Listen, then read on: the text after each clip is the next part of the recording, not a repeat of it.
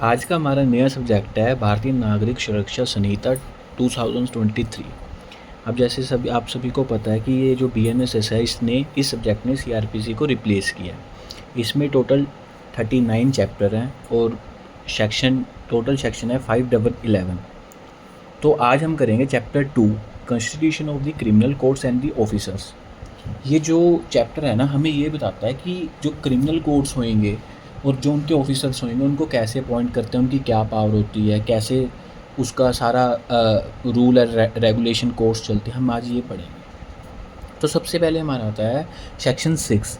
Section 6 हमें बताता है classes of the criminal codes. ठीक है, कि क्रिमिनल कोड्स जो एक डिस्ट्रिक्ट में कितने कोड्स होंगे, उसको कौन उसको एस्टैब्लिश करेगा, कैसे वो कंस्टिट्यूट होंगे। कहता है section 6 classes of the criminal codes besides the high court and the courts constituted under any law other than this section other than this sanhita there shall be in every state the following classes of the criminal courts namely। ये कहता है कि high court को छोड़ के और कोई भी कोर्ट किसी भी लॉ में अगर कंस्टिट्यूट की हुई है उसको छोड़ के वहाँ पर हर स्टेट में कुछ ये जो नीचे लिखी हुई कोर्ट्स होंगी, कौन कौन सी होंगी। कोर्ट ऑफ सेशन जो डिस्ट्रिक्ट कोर्ट में थी, कोर्ट ऑफ सेशन। ठीक है, सेकंड है judicial magistrate of first class, JMIC हो गए। ठीक है, उसके बाद आ गया judicial magistrate of second class के हो गए, एंड हो गए एग्जीक्यूटिव मैजिस्ट्रेट। ठीक है, ये 4 कोर्ट्स होंगी जो हर स्टेट में एस्टैब्लिश होंगी। आगे आ गया सेक्शन 7। सेक्शन 7 हमें बताता है टेरिटोरियल डिवीजन्स। ये जो उनकी डिवीज़न है ना, उसकी मतलब उसको जो कोर्ट स्टेट में इस्टेब्लिश करी गई है उनका ज्यूरिडिक्शन कहाँ से कहाँ तक होगा। Every state shall be a session division or shall consist of session divisions and every session division shall for the purpose of this Sanhita be a district or consist of district. वो कहता है कि हर जो स्टेट में जो session division होएंगी, ठीक है, और कुछ सेशन डिवीजन्स होएंगी और हर सेशन डिवीज़न को इस संहिता के लिए डिस्ट्रिक्ट कोर्ट में डिवाइड किया जाएगा। ठीक है, उसको जो इस संहिता के लिए जो सेशन डिवीज़न है उसको district court as a district court माना जाएगा और वो डिस्ट्रिक्ट कोर्ट होंगी। ठीक है, उसके बाद हो गया दी सबसेक्शन 2 द स्टेट गवर्नमेंट में, यहाँ पर मे वर्ड है मतलब ये डिस्क्रिशन पावर है। ठीक है, may after consultation with the court high court alter the limit of the number of such division and district. ये प्री में क्वेश्चन आया था कि कौन है जो कौन सी या हाई कोर्ट है या गवर्नमेंट है कि जो उसकी डिवीज़न की जो लिमिट है उसको अल्टर कर सकते हैं। तो यहाँ पर ये है कि जो स्टेट गवर्नमेंट है ना वो पहले कंसल्ट करेगी हाई कोर्ट के साथ, तब वो अल्टर करेगी किसी भी डिवीज़न को, किसी भी डिस्ट्रिक्ट को, मतलब उसका ज्यूरिडिक्शन बढ़ा सकती है किसी एक सेशन को या एक डिस्ट्रिक्ट कोर्ट को कुछ दूसरे डिस्ट्रिक्ट की पावर दे देगी कि आपने इस डिस्ट्रिक्ट का भी काम देखना है। ठीक है, स्टेट गवर्नमेंट कर सकती है। आगे sub section 3 the state government may after consultation with this high court, यहाँ पर भी आ गया कि उसके हाई कोर्ट के कंसल्ट करने के बाद divide any district into sub division. मतलब सब डिवीज़न वो होती हैं जैसे हमारी तहसील्स होगी ना, जैसे हर एरिए में जैसे तहसील होती है जहाँ पर judicial magistrate of first class बैठते हैं वो होगी। ठीक है, and may alter the limit or number of such sub division. यहाँ पर वही कह रहा है कि स्टेट गवर्नमेंट ने अगर किसी भी सब डिवीज़न को चेंज करना है, उसकी लिमिट या उसका ज्यूरिडिक्शन को इंक्रीज करना, कुछ भी करना है, तो पहले हाई कोर्ट के साथ कंसल्ट करेगी। Sub section 4 the session divisions district and subdivision existing in a state at the commencement of this sanhita shall be deemed to have been formed under this section। वो ही कह रहा है कि अगर कि जो हर जो सेशन डिवीजन्स हैं या सेशन कोर्ट्स हैं जो डिस्ट्रिक्ट हैं और सब डिवीज़न है जो किसी भी स्टेट में एग्जिस्ट करती हैं इस संहिता के लिए, उसको ये माना जाएगा कि इस सेक्शन के हिसाब से उसको एस्टैब्लिश किया गया। ठीक है, आगे हमारा आ गया आगे आ गया सेक्शन 8। सेक्शन 8 हमें बताता है कोर्ट ऑफ सेशन। सबसे पहले क्या होता है, एक तो हाई कोर्ट होगी। ठीक है, मतलब जो एक स्टेट को देखती है, तो हर सेशन हर डिवीज़न में ना एक सेशन कोर्ट होगी। तो सेक्शन 8 बताता है कि जो कोर्ट ऑफ सेशन है उसका प्रिसाइडिंग ऑफिसर कौन होगा, उसका जज कौन होगा, कितने जजेस होंगे, क्या क्या उनके पास जो पावर होंगी वो बताएगी इसमें, उसको कौन अपॉइंट करेगा। ठीक है, द स्टेट गवर्नमेंट शैल, यहाँ पर शैल है वो करेगी। The state government shall establish a court of session for every session division. मतलब स्टेट गवर्नमेंट उसको एस्टैब्लिश करेगी। ठीक है, हर सेशन डिवीज़न की कोर्ट को, सेशन की कोर्ट को। सेकंड आ गया every court of session shall be presided over by जज to be appointed by the high court. वो कहता है जो सेशन कोर्ट होंगी ना, जो डिस्ट्रिक्ट लेवल में कोर्ट्स होंगी, उसका जो ऑफिसर होएगा ना, प्रिसाइडिंग ऑफिसर, उसको हाई कोर्ट अपॉइंट करेगी। सब सेक्शन 3 कहता है the state government may also, यहाँ पर मे आ गया, ठीक है, हाई कोर्ट अपॉइंट करेगी, एस्टैब्लिश स्टेट गवर्नमेंट करेगी, लेकिन जो उसके प्रिसाइडिंग ऑफिसर हैं वो हाई कोर्ट करेगी। The high court may also appoint addition session जज to be exercise jurisdiction in a court of session. वो ये कह रहा है सब सेक्शन 3 की जो हाई कोर्ट है ना, अगर उसको लगता है वो कि उसकी जो काम के हिसाब से वो अलग से एडिशन सेशन जज भी अपॉइंट कर सकती है। मतलब एक सेशन डिवीज़न में एक होगा सेशन जज, वो सेशन जज जो सेशन जज होगा ना, वो अपना पूरा काम देगा। उसके नीचे आगे एडिशनल सेशन जज, मतलब जो एडिशनल सेशन जज होंगे वो उसको आगे काम जो डिस्ट्रीब्यूट केस करेगा, ठीक है। एडिशनल सेशन जज मतलब सबसे पहले सेशन जज, सेकंड आ गया एडिशनल सेशन जज। एडिशनल सेशन जज को कौन अपॉइंट करता है? हाई कोर्ट ही करती है।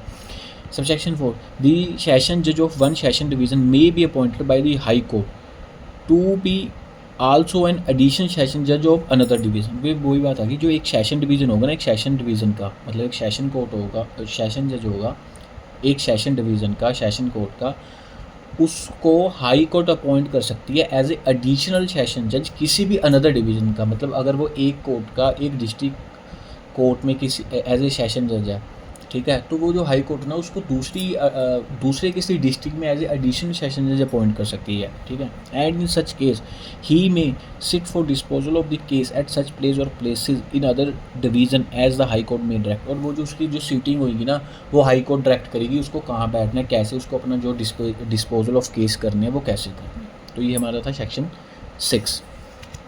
तो उसके बाद हमारा आ गया इसका सब सेक्शन 5, सेक्शन 8 का।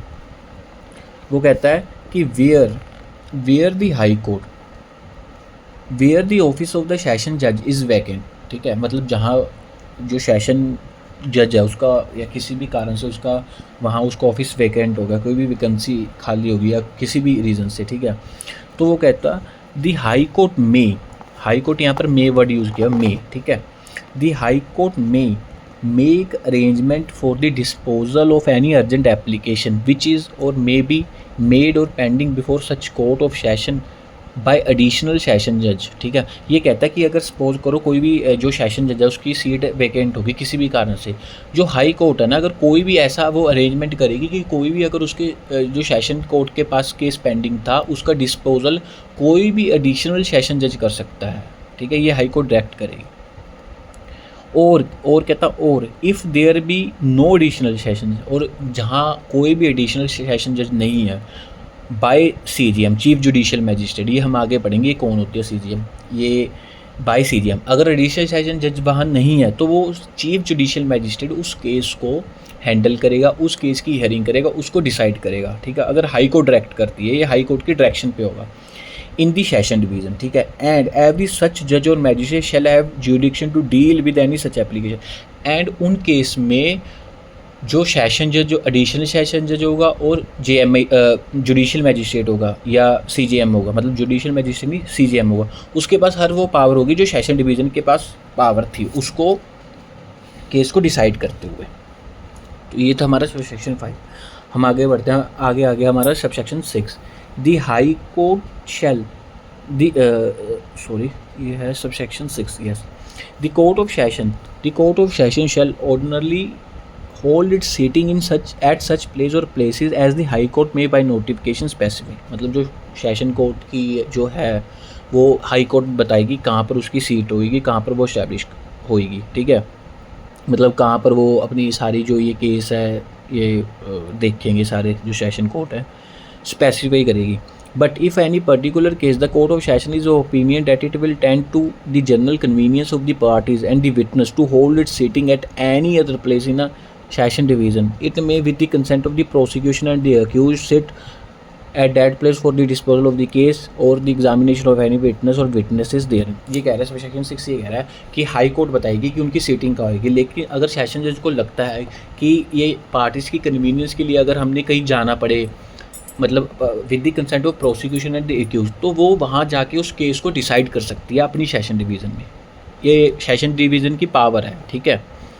अब आ गया सबसेक्शन 7। सबसेक्शन कहता है द कोर्ट में from time to time make order, the session जज में from time to time make order consistent with this Sunita as to the distribution of business among additional session जजेस।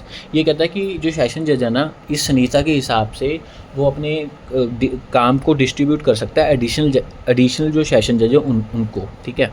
आगे आ गया sub section 8। The session judge may also make provision for the disposal of any urgent application in the event of his absence or inability to act by an additional session judge, or if there be no additional session judge by the CJM, and such judge or magistrate shall be deemed to have jurisdiction to deal with the any such application। जैसे हमने subsection 5 में पढ़ा था ना कि वो high court करेगी, subsection 8 ये कह रहा है कि भाई अगर सेशन जज भी ये प्रोविज़न बना सकता है कि अगर वो किसी काम को कर नहीं मतलब या वो किसी कारण से वो कोर्ट नहीं आया, या किसी कारण से वो कोई उसका जो ऑफिस है वैकेंट है या उसकी एब्सेंस है, तो वो कहता है वो जो काम होगा ना, वो कोई अर्जेंट एप्लीकेशन होएगी, जो अर्जेंट एप्लीकेशन लगती है तो एडिशनल सेशन जज उसे डील कर सकता है। अगर एडिशनल सेशन जज नहीं है तो जो चीफ जुडिशियल मैजिस्ट्रेट है वो उसको डिसाइड कर सकता है, उसके पास वो जुरिडिक्शन होगा।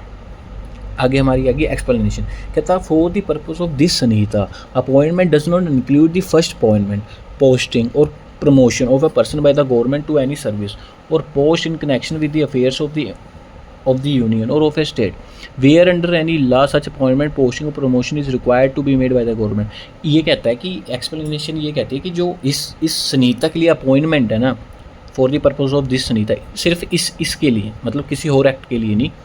जो अपॉइंटमेंट कहता है अपॉइंटमेंट में ये नहीं होगा कि आपकी पहली अपॉइंटमेंट है, मतलब या कोई पोस्टिंग या प्रमोशन है किसी भी बंदे की, किसी भी गवर्नमेंट के द्वारा अगर कोई बंदे को फर्स्ट यहाँ पर प्रमोशन दी गई है या फर्स्ट ट्रांसफ़र है, उसमें अपॉइंटमेंट वो इंक्लूड नहीं होगी, ठीक है। वो किसी भी सर्विस में हो सकती है, किसी भी गवर्नमेंट पोस्ट में हो सकती है।